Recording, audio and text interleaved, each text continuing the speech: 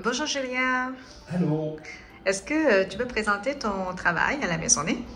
Ben oui, moi je suis intervenant communautaire, volet bénévolat. Donc je suis en charge du bénévolat à la Maisonnée.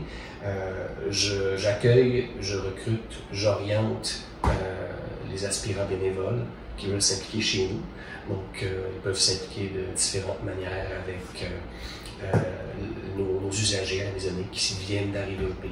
Donc c'est ça. Merci pour la réponse. Et en fait, nous, on est un organisme communautaire.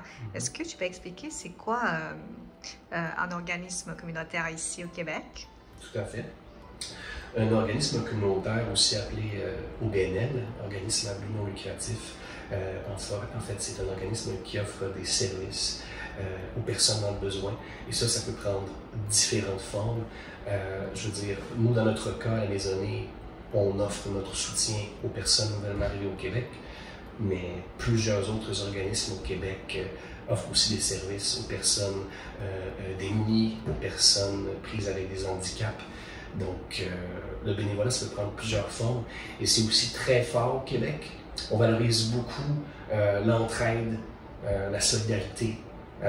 Donc, faire du bénévolat au Québec, c'est vraiment bien vu aussi. Ça peut être un très bon atout pour la recherche de travail. Donc, si on fait du bénévolat assez longtemps chez un organisme, on peut ajouter cette expérience à son CV. Et ça, c'est très bien vu au Québec. Les employeurs adorent ça, l'application citoyenne. Et aussi, le bénévolat, ça peut nous permettre de rencontrer des gens, pratiquer le français au Québec si on ne le maîtrise pas, développer des nouvelles aptitudes, créer un réseau de contacts. Donc, le bénévolat, ça n'a que des bienfaits, même si on n'est pas rémunéré.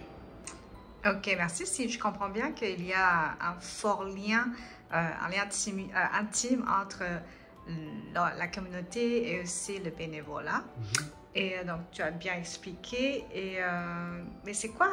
Mais je crois que tu as aussi abordé un peu l'esprit communautaire, c'est ça? Mais l'esprit communautaire, écoute, ça prend plusieurs formes. Je veux dire, à Montréal, par exemple, on a beaucoup de groupes citoyens, des voisins, des amis, des élèves d'une même école qui s'unissent pour justement offrir leur soutien à une cause qui leur est chère. Donc, que ce soit de nettoyer leur quartier, organiser des activités socioculturelles, des fêtes pour les citoyens. Il y a plusieurs actions communautaires comme ça qui sont présentes au Québec. Donc, je résumerais ça comme ça, que ce soit l'entraide, la solidarité, c'est quelque chose qui est omniprésent au Québec. Des grandes valeurs qui sont vraiment importantes pour nous. Ok, la dernière question, c'est qu'on a parlé de beaucoup d'organismes ou organisations communautaires. Mais notre organisme vise à quelle communauté? Les nouveaux arrivants.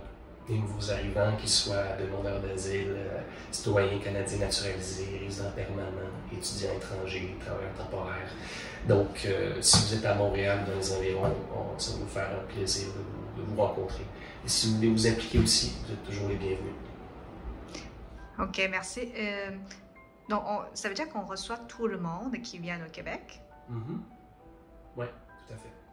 Ok. Tout à fait. Ok, merci beaucoup. De rien.